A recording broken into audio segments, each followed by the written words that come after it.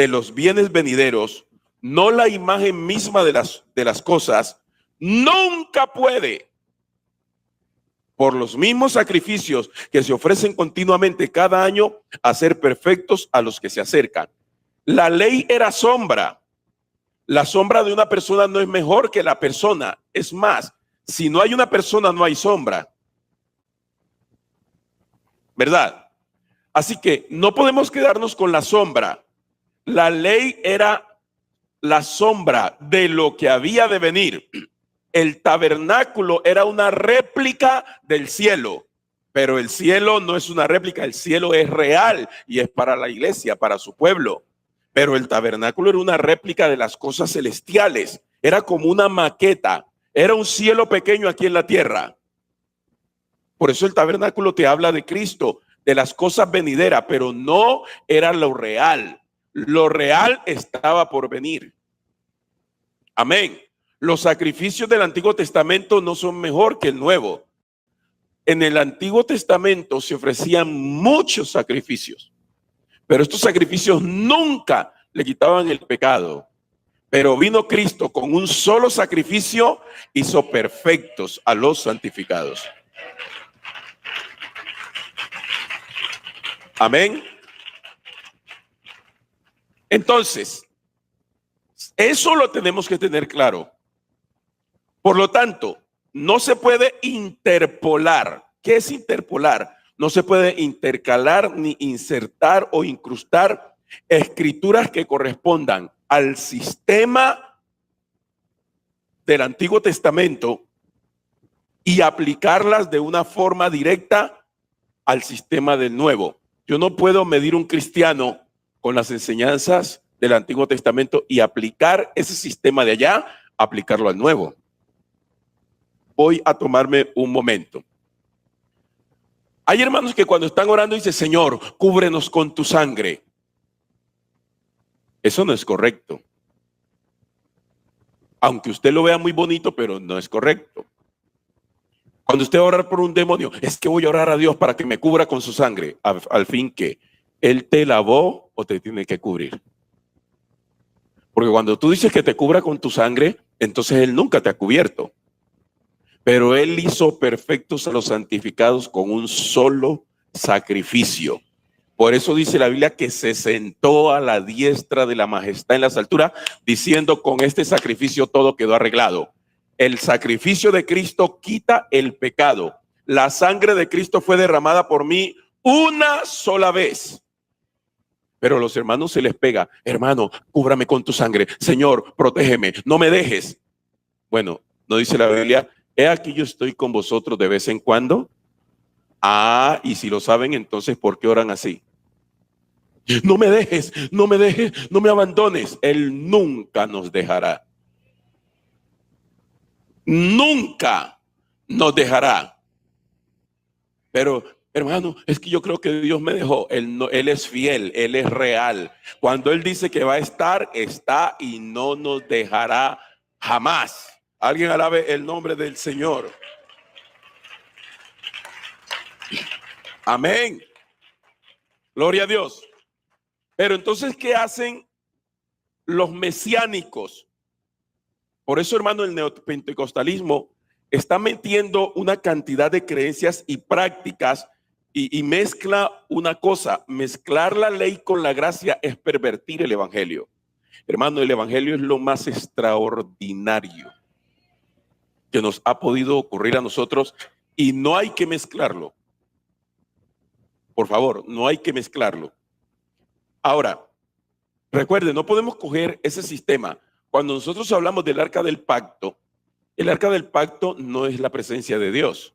La nube no es la presencia de Dios. Eran símbolos, pero eso no es la presencia de Dios. La presencia de Dios es extraordinaria, que trasciende, porque a Dios no lo van a encerrar en una caja llamada arca del pacto. Es más, ni en Jerusalén encierran a Dios. Dios es grande. El Señor trasciende todo. Amén. Entonces, cuando uno está predicando, es para que la iglesia tenga una conciencia y cuando vamos a dirigirnos al cielo, a Dios, lo hagamos de una manera precisa y efectiva. porque de lo contrario usted va a querer alegar. No, pero es que, y no cita el Antiguo Testamento, claro. Yo no estoy diciendo que no tengamos en cuenta el Antiguo, porque de todas maneras era sombra, pero tenemos que entender que nosotros estamos del otro lado del Calvario. Y ahí es donde vienen los problemas.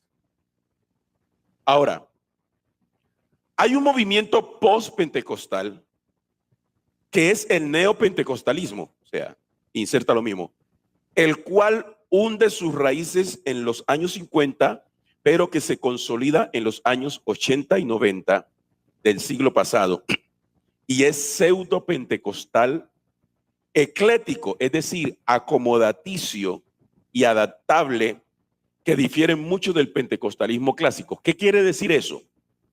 Que hoy en día le están vendiendo a la gente lo que ellos quieren oír. Le adaptan cosas. Por eso te hablábamos de la psicología. Hay gente que la manejan con la psicología, con un manto de religiosidad y de Cristo, pero son doctrinas de demonios.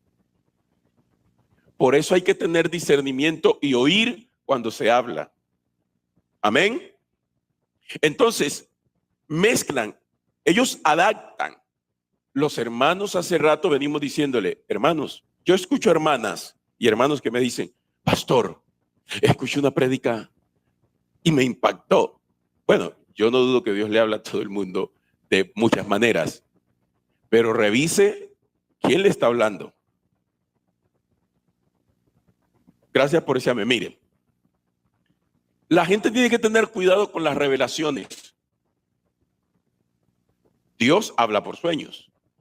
Dios le habla a usted como Él quiere hablarle, pero usted tiene que tener un conocimiento bíblico. ¿Estamos? Bueno, yo estando en Buenaventura, cuando estaba joven, entonces yo veía que unos hermanos llegaron. Hermano, ¿usted no ha visto la revelación? Y yo, no, escuche el cassette. Entonces, como antes era esa grabadora que usted le hundía y entraba el cassette, ¡ay! Y le hundía la tecla, y cuando no, usted le hundía porque se le pegaba. Cuando empezamos a oír, y yo veía a los hermanos y hablaban en lengua y se prendieron. Entonces yo dije, bueno, voy a escucharlo. Que la revelación del hermano que viajó y que fue al infierno. Hombre, pues, yo no quisiera que Dios me mostrara una revelación yendo al infierno. Que me meta al cielo, pero al infierno. Y los hermanos dicen que él fue, y hermanos, y entonces el Señor me llevó, y yo iba. Entonces cuando me llevaba Jesús en los brazos, me presentó a uno que estaba sentado allá, y cuando le pregunté, le dije yo, ¿y ese que está sentado allá quién es? Y Jesús me dijo, ese es el Padre. Cogí esa grabadora y le hundí, casi la despedazo. Jesucristo es el Padre eterno. Yo no entiendo cómo un hermano va a recibir bendición. Dice que Jesús lo lleva en los brazos y le muestra a uno que está sentado, y el que está sentado allá es el Padre. ¿Y quién es Jesús? La Biblia dice que el que está sentado en el trono es, el que era y que ha de venir, el Todopoderoso. Amén. Pero miren, hay gente que le fascina cuando hablan, me mostró. Entonces ya la gente pone el oído, sí, ¿y qué te mostró? Hermano, y yo me soñé que usted se iba a morir. Mi vida está en las manos de Jesús. Si me lleva, me lleva, y si no, no, pero no que yo voy a estar. Claro que hay momentos donde Dios revela cosas, eso no estamos escapo, pero es que tenemos que tener el discernimiento escritural. La Biblia dice, tenemos la palabra profética más segura. Si usted se duerme cuando le estoy predicando, entonces usted tiene que ponerle cuidado. Pero entonces el neopentecostalismo está metiendo una cantidad de cosas y los hermanos se han dejado comer cuento. Hermano, ya mire, hay hermanos que se molestan, se asustan que porque el sol se pone rojo. Hermano, ¿y se dio cuenta? Estaba cayendo granizo en otra parte. ¿Y que caiga granizo? ¿Cuál es el problema? Yo todavía estoy aquí. El Señor a mí no me arroja. Hermano, que oyeron las... Oiga, hermano, nació la vaca alazana. Y ya. Entonces viven asustados.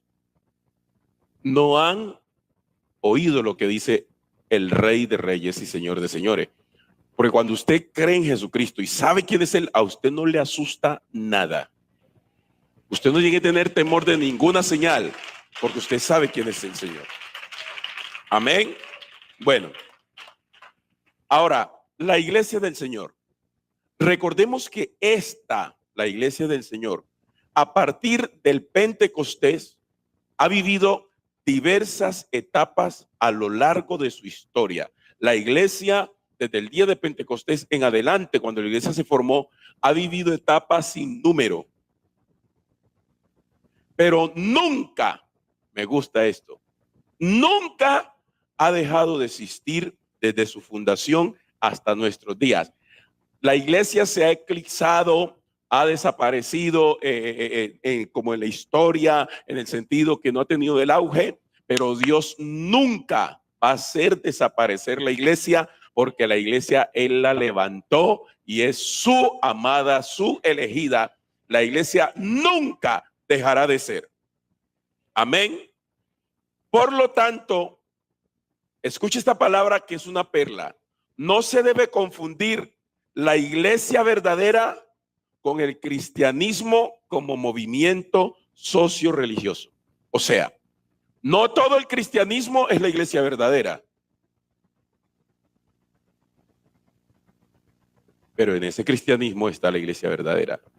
Entonces, la iglesia del Señor es aquella que se mantiene en los postulados bíblicos. Es cristocéntrica. Mire esa palabra, cristocéntrica y apostólicos. Los postulados cristocéntricos y apostólicos. En cambio, el cristianismo viene a ser un aglutinador y catalizador de toda clase de ideas, postulados y prácticas bíblicas y extrabíblicas.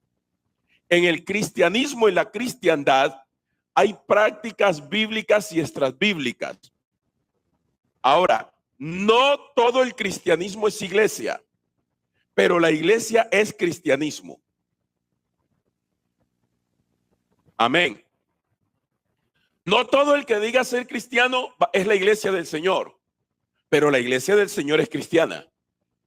Porque hablamos de la cristiandad, donde se aglutina todo el mundo, se llama evangélico, trinitarios, mormones, todo el mundo de la cristiandad. Y escuche esto, la iglesia sí es cristianismo y son todos aquellos creyentes verdaderos diseminados por todas partes, pero que hacen parte del cuerpo de Cristo aquí en la tierra. No está hablando de denominación, porque aún dentro de la misma iglesia hay falsos hermanos. Wow. Sí, así es. Entonces, precisamente, la cristiandad tiene cristianos por todas partes, pero la iglesia verdadera se mantiene intacta. Esa iglesia defiende los postulados de Cristo. Amén. Ama la verdad y es apostólica de raíz. Aleluya. Estoy corriendo porque empezamos el culto tarde. Ahora, vamos a hablar de conceptos y prácticas teológicas modernas. Les dije que es un resumen de lo que nos enseñaron. Los neopentecostales se diferencian de los pentecostales clásicos, ya que se forman de la salida por diversas razones de sus denominaciones. Es decir, cuando hay divisiones, cuando hay fragmentación, entonces algunos se van, pero empiezan a formar. Hoy es muy normal que muchos que se llaman cristianos, no, a mí no me gusta ese pastor. No, es que ellos son muy estrictos. Es que a mí no me gusta eso. Entonces ellos se van, o no les gusta la administración, no les gusta la doctrina, y se van a otra iglesia, pero resulta que esa iglesia, ellos van donde alguien les satisface sus caprichos. Entonces ahí es donde se va formando y se formaron los varios grupos. Y escuche bien, esa salida por diversas razones de sus denominaciones, creando de una forma muchos grupos y ministerios. Hoy se habla del ministerio tal y el ministerio, es que yo tengo ministerio, todo el mundo tiene ministerio. Pero no están bajo la autoridad de ninguna iglesia y dan origen a instituciones independientes sin ninguna supervisión. O sea, yo tengo mi ministerio, Dios me llamó y a mí no me supervisa nadie. Error. Porque la Biblia enseña que hay que sujetarse a las autoridades superiores. Pero ellos se salen y forman su grupo porque ellos quieren ser independientes. Y en los Estados Unidos sí que abunda eso.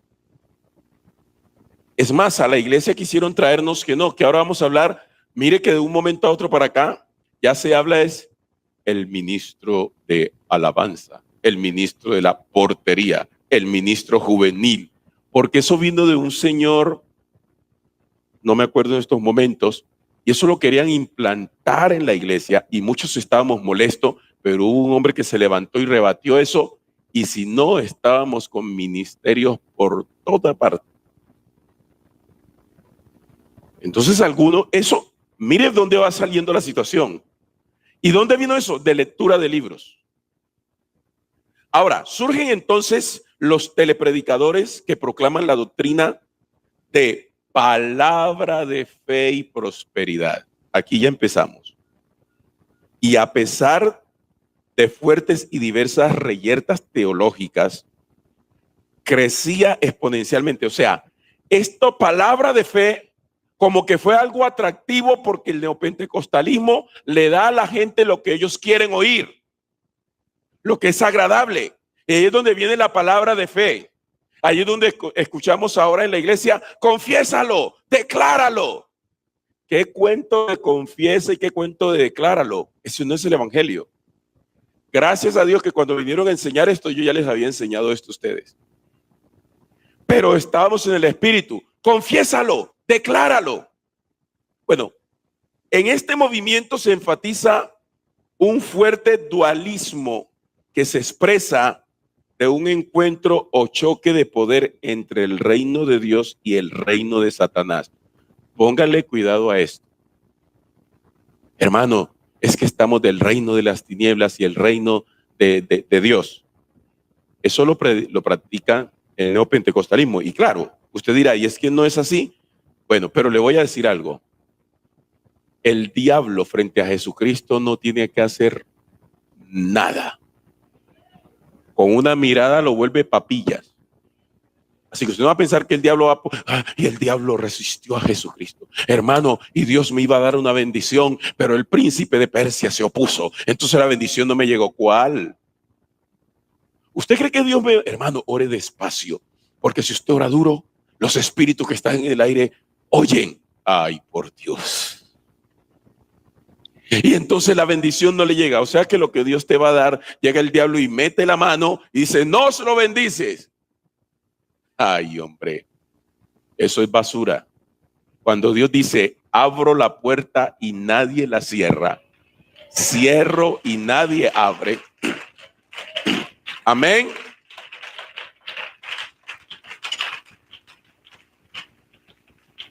Entonces, ese dualismo que se expresa en un encuentro o choque de poder entre el reino de Dios y el reino de Satanás, y es allí donde va surgiendo el movimiento de guerra espiritual.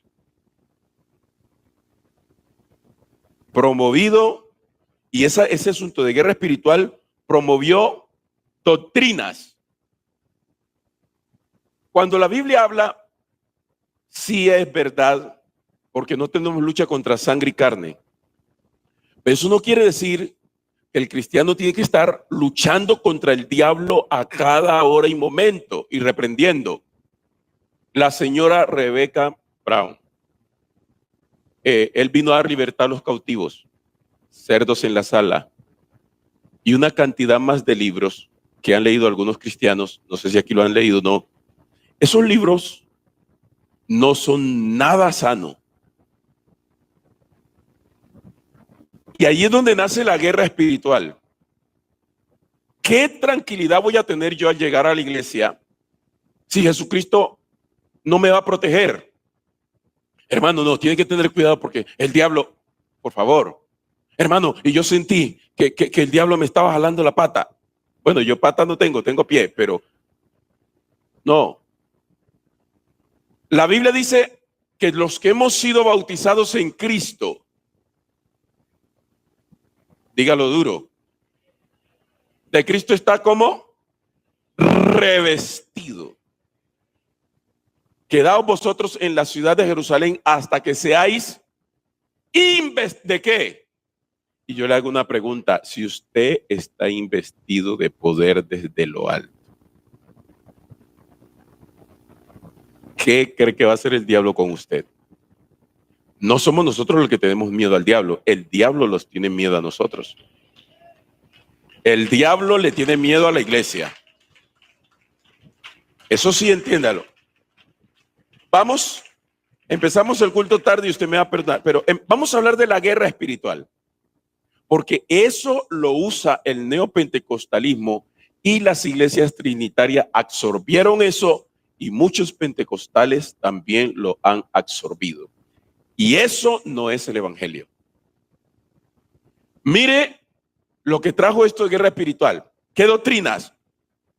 Hablan de demonios generacionales.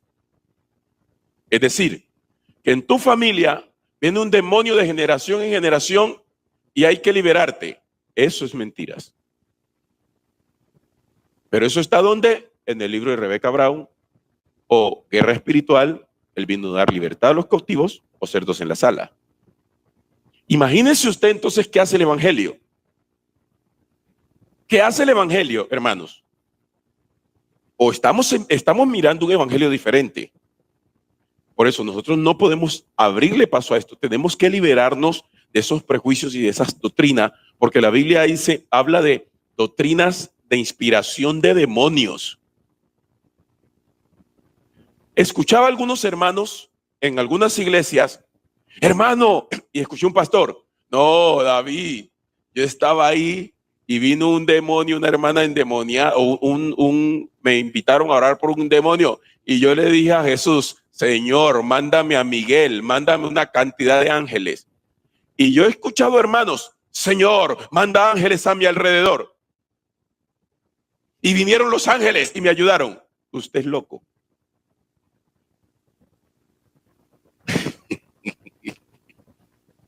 ¿Cómo usted va a pedir que le mande ángeles cuando Jesús dijo, recibiréis poder? Oh, lo dije, ¿verdad? Cuando haya venido y dijo, he aquí os doy potestad sobre toda fuerza del mal y nada os dañará. Para que usted venga, Señor, manda ángeles y manda ángeles, Señor. No, ¿cuál ángeles? La Biblia sí habla que los ángeles son enviados a favor, pero ¿quién los envía? No es que los ángeles van a venir cuando usted los llama. Ellos obedecen a la voz de Dios, no a su voz. Manda ángeles. Y empiezan los hermanos a herniarse. Manda ángeles. No. Hermana Milena, eso no es el evangelio. Se ve atractivo. Pero hermano, las religiones trinitarias son las que más usan eso de guerra espiritual. No, estamos confundiendo a la gente. Ahora, no todo es demonio. Llegó a la iglesia de Palmira una hermana y yo estaba sentado, estamos en la bodega, y una hermana, ¡ah! Y gritaba de una manera histérica. Y había un hermano que era cazafantasma. Y el demonio cogieron a la hermana y la llevaron allá a la... Entonces ella empezó a gritar ahí y yo, no, métanla allá, que me parrantea el culto aquí. Y los hermanos, entonces yo dije, voy para allá. Yo, no, ahí está. Ellos, sálganse. Déjenla quieta, sálganse. Y a ver, hermana, escúcheme, ¿qué le pasa? Pastor, es que tengo un problema. No tenía demonio. Cuando usted insta a la persona, ¡ah!, ella se altera también y grita. Y no es demonio. Pero como usted vive en guerra espiritual, cuando un demonio conoce a un cristiano revestido del poder de Dios, huye porque huye. Eso, vea, hermano. El demonio huye porque huye. Por eso, ahora, no le ponga la mano a todo el mundo. Hay gente que le gusta alborotarle la cabeza a los demás. No, que no le va a pasar con el hermano Benigno. Me estoy emocionando predicando aquí porque la verdad, no tienen afán, ¿verdad? Listo. Una hermana que yo pastoreé, la mamá de la hermana Gladys, que ellos fueron pastores de la Pentecostés, yo tenía un diácono que le gustaba orar mucho y era fiel de verdad. Y la anciana tenía una lora en la pierna. Entonces, yo fui, vamos a orar, hermano, por la hermana, vamos a ungirla con aceite. Y ella tenía las piernas delgaditas. Y entonces tenía una lora ahí. Y cuando empezaba, aleluya, hay poder. Y ella decía, amén, amén. Entonces cuando terminó orar, dijo, uy, yo no veía la hora que ese hermano me soltara mi pierna, me la iba a quebrar.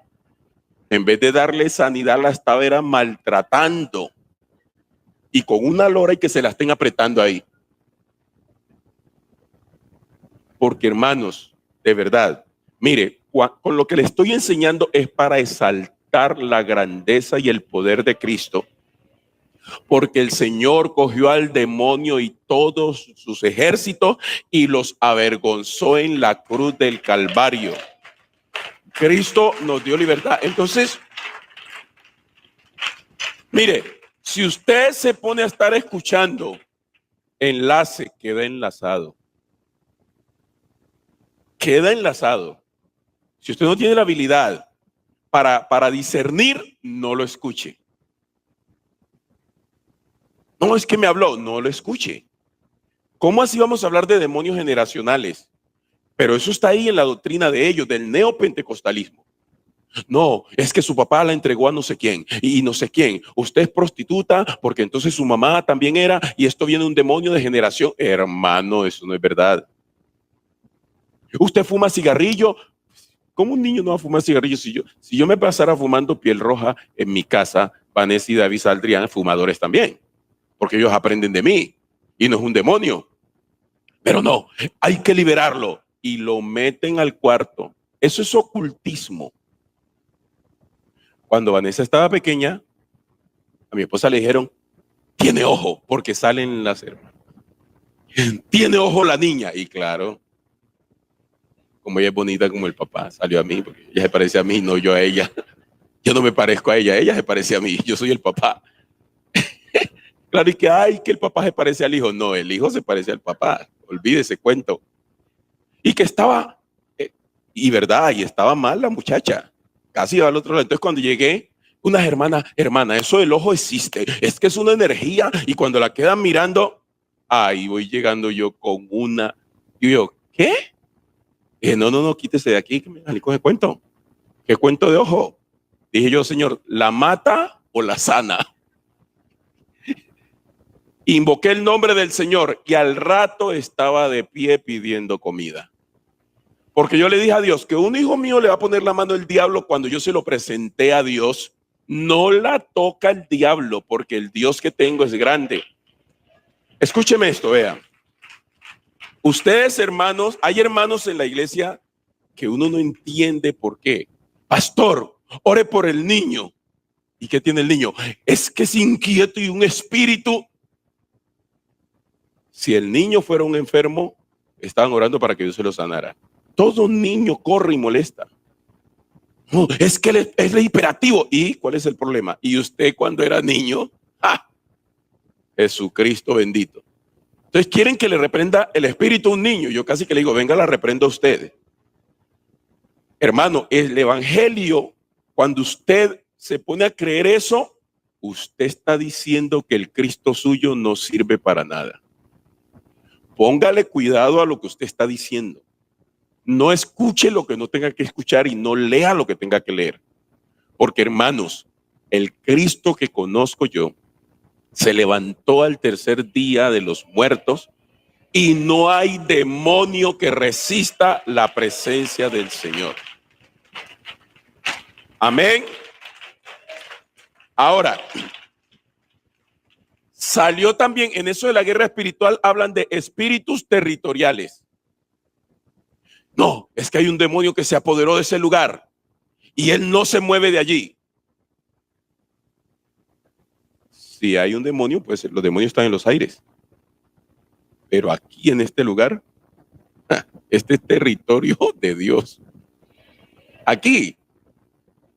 Y cuando salimos a predicar, ellos se esconden. No, es que hay un territorio y él está apoderado de allí. Yo sé que existen demonios, pero son doctrinas que vienen de ese asunto de la guerra espiritual. ¡Ja! Otra doctrina, caminatas de oración. Vamos a rodear. Casi que estamos dando la vuelta a Jericó. Y rodéenlo. ¿Cuántas vueltas? 7. Para saber que ellos no le dieron 7 vueltas a Jericó. 13 vueltas. Porque el primer día dieron 6 y el último día dieron 7. 7 y 6, 13. Entonces le falta la otra. Y empiezan los inocentes a dar vueltas. Señor, reprende y da vuelta. 1, 2. Y no pasa nada. Ya se fueron. ¿Para dónde? Pero hablan de caminatas de oración. Estamos pisando el territorio. Todo lo que pisare la planta de vuestro pie. Eso se lo dijeron a Josué. No, es que la Biblia dice que donde ponga la planta de tu pie, y yo voy y pongo el pie allá y digo, Señor, entrégame esto, que esto es mío. Dios en su misericordia, Dios mío, nos pasa por alto unas. Pero usted no crea que todo lo que usted y yo pedimos es porque usted hizo eso. Porque a Josué le dijeron, todo lugar que pisare la planta de vuestro pie será vuestro territorio. Entonces se ponen a los hermanos, póngase allá usted. Coja la mano, territorio de Dios. Y los hermanos, amén, aleluya. Zapatee, pisen la cabeza al diablo. Hace años, en la cruz del Calvario, Cristo le dio un golpe en la cabeza a la serpiente y no se levantará jamás. Amén. Gloria a Dios. Entonces, mire, ¿dónde aprendieron? Vamos a orar, hermanos. Toque la pared para que el diablo no llegue aquí a la casa.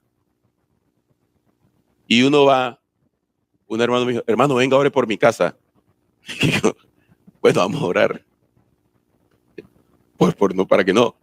Hay hermanos que me han llevado a su casa a orar, a darle gracias a Dios por lo que le ha dado. Es diferente. Pero que no, hermano, para que Dios haga algo, para que los demonios no toquen este lugar. Caminatas de oración. Oración de guerra y posesión demoníaca en creyentes. Eso sí que es peligroso. Un creyente no es poseído por un demonio. Al menos que le abra puerta. Pero usted no se ponga a estar liberando a todo el mundo porque se está metiendo en un problema serio y eso no es la doctrina. Usted está diciendo que la obra del Calvario no sirvió para nada. Hermano, la obra del Calvario, por favor, cuando Cristo está muriendo en la cruz, el sol se ocultó. Cuando su sangre era derramada, las rocas se partían y se golpeaban. Hubo tinieblas. Cuando Él está muriendo, los sepulcros de los muertos se abrieron. La tierra tembló. Porque el que está en la cruz del Calvario no era cualquiera, era el eterno Dios. Amén. Era el eterno. Entonces, hermanos, voy terminando con esto, que ya van a ser las 9. Oración de guerra y posesión demoníaca en creyentes. Entonces, estos movimientos neopentecostales creen que se necesita un ministerio especial para librar a estos hermanos. Venga, vamos a liberarlo. Es que usted está atado, usted está atada. No le crea a todo el mundo que usted está atada o está atado. Eso no es verdad. Hay cosas que son suyas. Costumbres, que usted no las quiera dejar otra cosa, pero no es un demonio. ¿Sí me hago entender? Si usted se apega a costumbres, son cosas suyas. Y que usted no quiere apartarse de cosas, no es por lo que yo ore, que no, yo le ayudo a orar, pero hermano querido, vamos a desatarlo y desátalo y rompe. Sí, eso mucho predicador lo hemos usado y hemos afectado a la iglesia. Pero la verdad, el cristiano que está en Cristo es libre. Amén. Y conoceréis la verdad y la verdad os hará libre. Lo que más puede liberar a un creyente es que le abre de la cruz de Cristo, que él no está en la cruz, él de la cruz lo metieron al sepulcro, pero del sepulcro se levantó y ahora está sentado e intercede por nosotros. Después hablamos eso de confiéselo, declárelo, de las maldiciones generacionales. No existe maldición generacional, porque hermano, la Biblia dice, por lo menos la hermana que bauticé hoy y el joven que bauticé, vamos a suponer que hubiera existido eso, maldición generacional, demonios generacionales. Vea, cuando uno dice, yo te bautizo, yo sé que me pasé, faltan 4 minutos, después seguimos más, pero entendamos sobre lo que es el neopentecostalismo. No nos dejemos permear. Amén. Hay prácticas. Hermano, y yo voy a predicar, y a la 1 y a las 2 y a las 3, y esto se va a derramar la gloria de Dios. No se derrama porque tú cuentes, se derrama si Dios quiere derramarse. Amén. Amén. Entonces, esas prácticas están matando, y hermanos, eso está matando la doctrina. No se necesita una persona experta para que libere a alguien. A mí me han llamado, pastor. Hable, ¿usted dónde está, hermano? Hermano, es que venga. Una vez eran las 3 de la mañana. Estaba yo en Manuela Beltrán. Cuando me llamó un hermano, David, venga, es que hay un demonio. Le dije, ¿y usted dónde asiste? Yo asisto a Marroquín, donde el pastor Jael Asprilla. ¿Y por qué no va a llamar a su pastor? No, es que usted. Le dije, no, hermanito. Vea, yo estoy metido en esta cobija y ahora a las 3 de la mañana. Usted tiene poder. Ore que Dios lo oye usted también. ¿Ah? ¿Cómo yo voy a pasar por encima del pastor Jael a irme allá que porque otro me llama que no? Usted sí es ungido, pastor David, y es que el demonio dijo que no lo traigan a usted. No, dígale al demonio que si quiere que me espere mañana, pero ahora voy a dormir. Claro, por favor, no nos metamos en esas prácticas porque vamos a distorsionar el evangelio. Y estamos confundiendo a la gente. No se acostumbre a estarle metiendo cuando una persona, hay gente que grita, no porque tenga un demonio, sino porque se le alteró la emoción de algo y entonces, pero no es un demonio. Mucho cuidado. Hay que tener discernimiento. Oremos, Padre Celestial. Estamos aquí y que podamos, Señor, entender lo que tú quieres hacer con tu iglesia. Guarda tu pueblo, guarda tu heredad, ayúdanos en el nombre glorioso de Jesucristo.